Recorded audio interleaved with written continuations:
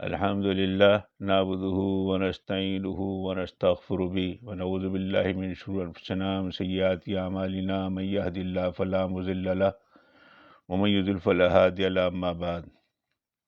میرے محترم بزرگوں، دوستو، رجب کا مہینہ شروع ہو چکا ہے۔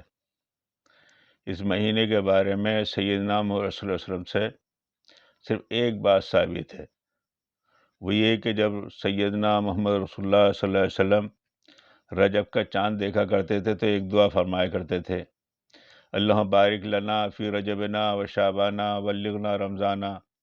اے اللہ، رجب و شعبان کو ہمارے لیے باعث برکت بنا دینا اور ہمیں رمضان مبارک تک پہنچا دینا۔ معلوم ہوا اس سے کہ رسول اللہ صلی اللہ علیہ وسلم رمضان مبارک کی تیاری 2 مہینے پہلے شروع کر دیا کرتے تھے۔ اور اس دعا کے اندر ایک بات یہ بھی محسوس ہوتی ہے، گویا آپ یہ دعا مانگ رہے ہیں، اللہ تعالیٰ ہمیں رمضان مبارک تک زندہ رکھنا تاکہ ایک رمضان کی فضیلت ہماری زندگی میں اور آ جائے۔ یہ اتنی بات تو رسول اللہ صلی اللہ علیہ وسلم سے ثابت ہے اس مہینے کے لیے، لیکن بھائی لوگوں نے اس میں بہت سی بدعات پیدا کر رکھی ہیں، اور اکثر شیعوں نے اس میں سے، اور شیعوں کی دیکھا داکھی اس میں سے ہمارے سنی بھائی بھی ان کے ساتھ شامل ہو گئے ہیں۔ انہیں جگہ طرح طرح کی بدعات پیدا کری۔ ایک بات ذہن کے اندر رہے، جو شخص ایک بھی بدعت پیدا کرتا ہے یا بدعت پہ عمل کرتا ہے، وہ گویا کہ یہ کہتا ہے کہ ایک یہ سنت بھی تھی جو رسول اللہ صلی اللہ علیہ وسلم نے ہمیں نہیں بتلائی۔ نعوذ باللہ، رسول اللہ صلی اللہ علیہ وسلم نے اپنی کار رسالت ہم تک پہنچانے میں اور تبلیغ کے پہنچانے میں خیانت کی، نعوذ باللہ منہ۔ اللہ تعالی ہمیں سب کو اس سے محفوظ رکھے۔ وہ چند بدعتیں جو اس مہینے میں کی جاتی ہیں، اس میں ایک ہے لیلۃ الرغائب، رجب کی پہلی رات۔ پہلی رات، رجب کے پہلے جمعے کی رات کو کچھ عبادتیں کی جاتی ہیں، کچھ نمازیں پڑھی جاتی ہیں، اس میں ایک مرتبہ انا انزلنا پڑھی جاتی ہے اور 12 دفعہ سورہ اخلاص پڑھی جاتی ہے۔ اس نماز کا شریعت میں کہیں کوئی ثبوت نہیں، کسی بھی حدیث کی کتاب میں ضعیف سے ضعیف روایت بھی اس کے بارے میں نہیں پائی جاتی، اس لیے ان رسومات میں نہیں پڑھنا چاہیے۔ دوسری چیز، رجب کے مخصوص روزے، 27ویں شب کا روزہ، یہ مخصوص روزے کسی قسم کے کہیں بھی، علامہ ابن حجر اسقلانی رحمۃ اللہ لکھا ہے، مخصوص روزے رجب کے کہیں سے کوئی ثابت نہیں۔ لیکن ایک بات ذہن میں رہے، جن لوگوں کو صوم داؤدی رکھنے کی عادت ہے یا 13، 14 ایام 20 کے روزے رکھتے ہیں، وہ اس مہینے میں رکھ سکتے ہیں، لیکن جو مخصوص اس کے اعمال کہے جاتے ہیں اس مہینے کے، اس کی کسی قسم کی اس طرح کے روزے رکھنے کی شریعت میں کوئی گنجائش نہیں۔ ایک رسم تبارک کی روٹی، میدا اور سوجی سے میں نے بنا کر ایک روٹی بنائی جاتی ہے، اسے تبارک کی روٹی، ہر جمعے کو وہ بنائی جاتی ہے رجب کے۔ اس کا کسی قسم کا کوئی ثبوت نہیں۔ ایک بات میں بتا دوں، ایک بدعت کی ایک خاصیت یہ بھی ہوتی ہے، ہر مخصوص علاقے میں الگ ہوتی ہے۔ ہم مغربی یوپی کے رہنے والے ہیں، ہم نے زندگی میں نام بھی نہیں سنا تھا، یہیں لکھنؤ میں آ کر تبارک کی روٹی کا نام سنا، ایک تبارک کی روٹی بھی ہوتی ہے۔ یہ بھی اپنی طرف سے ایک بندے کی ایجاد ہے۔ چوتھی چیز، رسم چراغاں، 27ویں رات کو چراغاں کیا جاتا ہے، اور کہا جاتا ہے کہ شب معراج ہے، حضور کی سواری کو روشنی دکھانا ہے، نعوذ باللہ من ذالک۔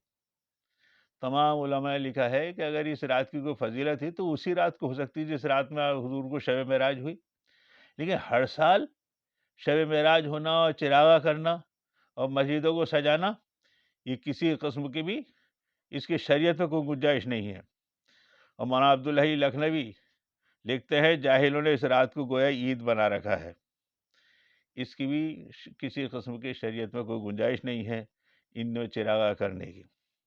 ایک جشن مولود کعبہ، ابھی اس دن اخبار میں تھا، انقلاب اخبار میں، یوم تبسم، حضرت علی تعالیٰ کے پیدائش کے دن کو 13ویں رجب کو یوم تبسم منایا جائے گا، جشن مولود کعبہ۔ اس میں باہی تباہی روایات کہ آپ کی والدہ جو تھیں وہ کعبۃ اللہ سے جا کے جیسی لگیں، کعبے کی دیوار پھٹ گئی، وہ اندر چلی گئیں، کعبے کی دیوار پھر جڑ گئی، انہوں نے حضرت علی کو وہ پیدائش ہوئی، 3 دن 3 رات بعد وہ وہاں سے باہر نکلی تو پھر کے دیوار پھٹ گئی، پھر دیوار جڑ گئی۔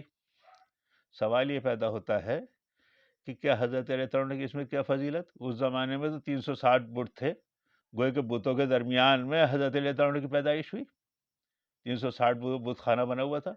پھر وہ بت خانے میں کیسے گئی تھیں؟ شیعوں کا خود کا کہنا ہے کہ وہ تو مواحد تھیں پیدائش سے پہلے سے ہی، لیکن وہ کیوں گئی تھیں وہاں پر؟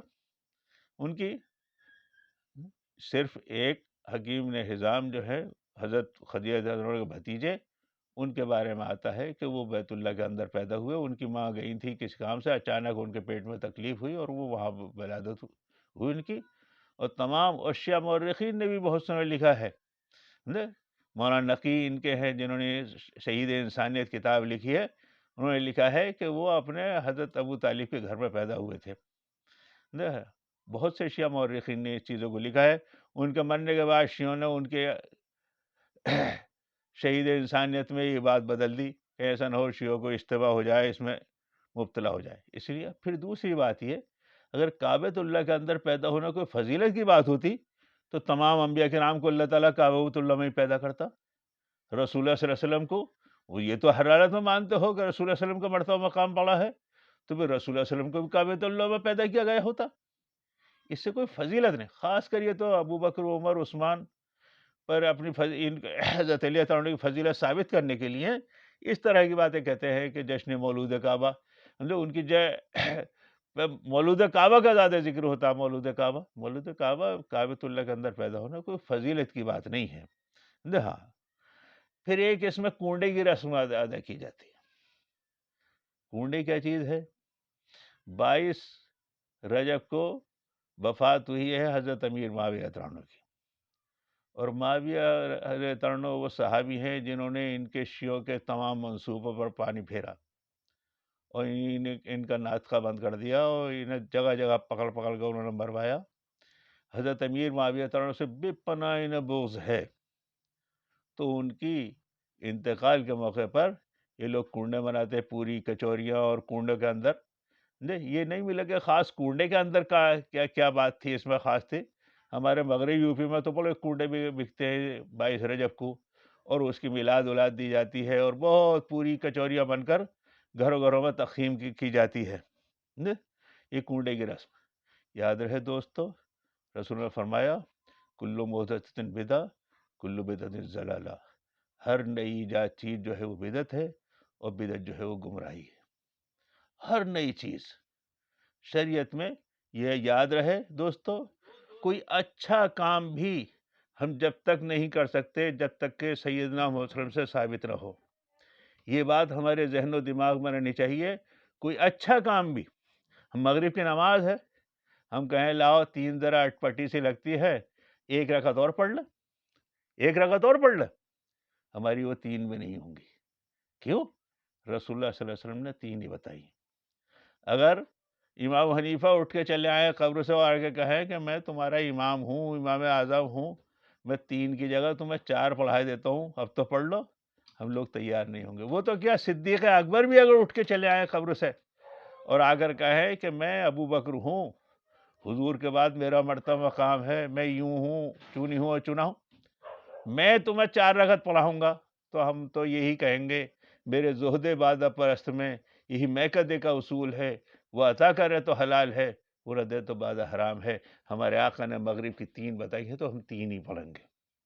اللہ تعالی ہمیں خرافات سے اور دین میں زیادتی کرنے سے محفوظ فرمائے اور تمام کی تمام چیزوں میں اللہ رسول کی سنت پر عمل کرنے کی توفیق نصیب فرمائے. وآخر دعوانا ان الحمدللہ رب العالمین.